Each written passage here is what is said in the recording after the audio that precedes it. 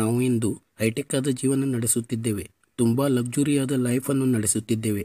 ಮನೆ, car, bike, land, bank balance ಎಲ್ಲವನ್ನೂ ಗಳಿಸಿದ್ದೇವೆ.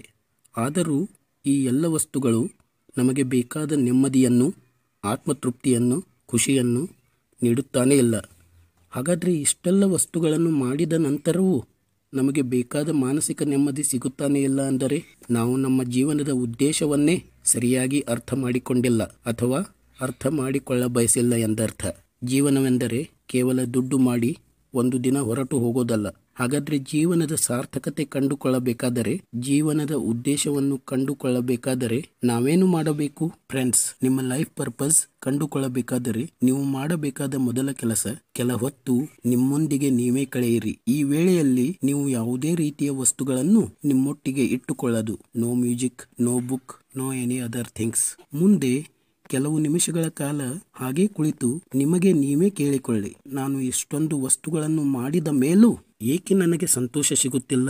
ಆ ಸಂತೋಷ ಸಿಗಬೇಕಾದರೆ ನಾನೇನು ಮಾಡಬೇಕು? ಫ್ರೆಂಡ್ಸ್, ಆಗ ನಿಮಗೆ ಒಂದೊಂದಾಗಿ ಉತ್ತರ ಸಿಗುತ್ತಾ ಹೋಗುತ್ತವೆ. ಫ್ರೆಂಡ್ಸ್, ಹೇಗೆ ನೀವು ನಿಮ್ಮ ಹೊಸ ಫ್ರೆಂಡ್ ಜೊತೆ ಕೆಲವು ತಿಂಗಳುಗಳ ಕಾಲ ವೇಳೆ ಕಳೆಯುತ್ತಾ ಅವನನ್ನು ಅರ್ಥ ಮಾಡಿಕೊಳ್ಳುತ್ತೀರೋ, ಹಾಗೆಯೇ ನೀವು ನಿಮ್ಮ ಜೊತೆ, ನಿಮ್ಮ ಸೋಲ್ ಜೊತೆ ಕಾಲ ಕಳೆದಾಗ ನೀವು ನಿಮ್ಮನ್ನು ಹೆಚ್ಚು ಹೆಚ್ಚು ಅರ್ಥ ಮಾಡಿಕೊಳ್ಳುತ್ತೀರಿ. ಆಗ ನಿಮಗೆ ನಿಮ್ಮ ಲೈಫ್ ನ ಉದ್ದೇಶ ತಿಳಿಯುತ್ತದೆ. ಫ್ರೆಂಡ್ಸ್, ನಿಜವಾಗಿಯೂ ನಿಮಗೆ ನಿಮ್ಮ ಲೈಫ್ ನ ಪರ್ಪಸ್ ತಿಳಿಯಬೇಕಾದರೆ ನಿಮಗೆ ನೀವೇ ನೀವು ಮಾಡುವ ಯಾವ ಕೆಲಸ ಇಷ್ಟ ಎಂದು ಕೇಳಿಕೊಳ್ಳಿ. ಯಾವ ಕೆಲಸ ಅಂದರೆ ಆ ಕೆಲಸವನ್ನು ಎಷ್ಟು ಸಲ ಮಾಡಿದರೂ ನಿಮಗೆ ಬೋರ್ ಆದಂತೆ ಅನಿಸದಿರುವುದು. ಹೆಚ್ಚಿನ ಸಲ ನೀವು ನೋಡಿರಬಹುದು, ನೀವು ಯಾರಿಗಾದರೂ ಯಾವುದೇ ಇಂಟೆನ್ಷನ್ ಇಲ್ಲದೆ ಒಂದು ಹೆಲ್ಪ್ ಅಥವಾ ಸಹಾಯ ಮಾಡಿದ್ದೀರೆಂದರೆ ನಿಮಗೆ ಅದರಿಂದ ಸಿಗುವ ಆನಂದವೇ ಬೇರೆ. ಆ ಆನಂದವನ್ನು ನೀವು ವ್ಯಕ್ತಪಡಿಸದಿದ್ದರೂ ನಿಮ್ಮ ಮಾತುಗಳಲ್ಲಿ, ನಿಮ್ಮ ದೇಹ ಭಾಷೆಯಲ್ಲಿ, ನಿಮ್ಮ ಹಾವಭಾವಗಳಲ್ಲಿ ಅದು ವ್ಯಕ್ತವಾಗುತ್ತದೆ. ಹೀಗಾಗಿ ನೀವು ನಿಮ್ಮ ಲೈಫ್ ನಲ್ಲಿ ಯಾವಾಗಲೂ ಖುಷಿಯಿಂದ, ನೆಮ್ಮದಿಯಿಂದ ಇರಬೇಕಾದರೆ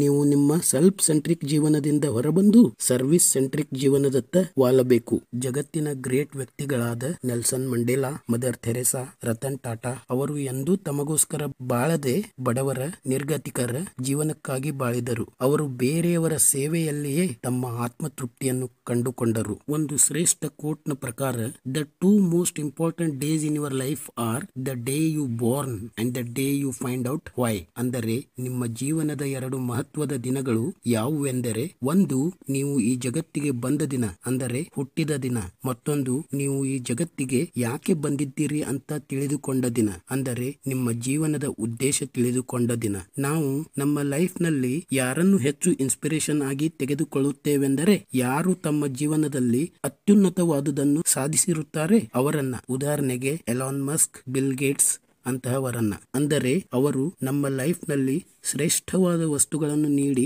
ನಮ್ಮ ಲೈಫ್ ಅನ್ನು ಕಂಫರ್ಟೇಬಲ್ ಮಾಡಿದವರನ್ನ. ಆದ್ರೆ ನಾವು ಶ್ರೇಷ್ಠ ಚಿಂತಕರಾದ ಸ್ವಾಮಿ ವಿವೇಕಾನಂದ, ಮಹಾತ್ಮ ಗಾಂಧೀಜಿಯವರನ್ನ ನಮ್ಮ ಪ್ರೇರಣೆಯಾಗಿ ತೆಗೆದುಕೊಳ್ಳಬೇಕು. ಏಕೆಂದರೆ ನಿಮ್ಮ ನಿಜವಾದ ಸಂತೋಷ ಬೇರೆಯವರ ಸೇವೆಯಲ್ಲಿರುತ್ತದೆಯೇ ಹೊರತು ನೀವು ಜಗತ್ತಿಗೆ ಕೊಟ್ಟ ಕೊಡುಗೆಗಳಲ್ಲಿ, ವಸ್ತುಗಳಲ್ಲಿ ಇರುವುದಿಲ್ಲ. ಹೀಗಾಗಿ ಸ್ನೇಹಿತರೆ, ಇಂದಿನಿಂದ ನೀವು ಬೇರೆಯವರ ಸೇವೆಯಲ್ಲಿಯೇ ನಿಮ್ಮ ಬದುಕಿನ ಉದ್ದೇಶವನ್ನು ಕಂಡುಕೊಂಡು ನಿಮ್ಮ ಜೀವನವನ್ನು ಸಾರ್ಥಕಗೊಳಿಸಿಕೊಳ್ಳಿ.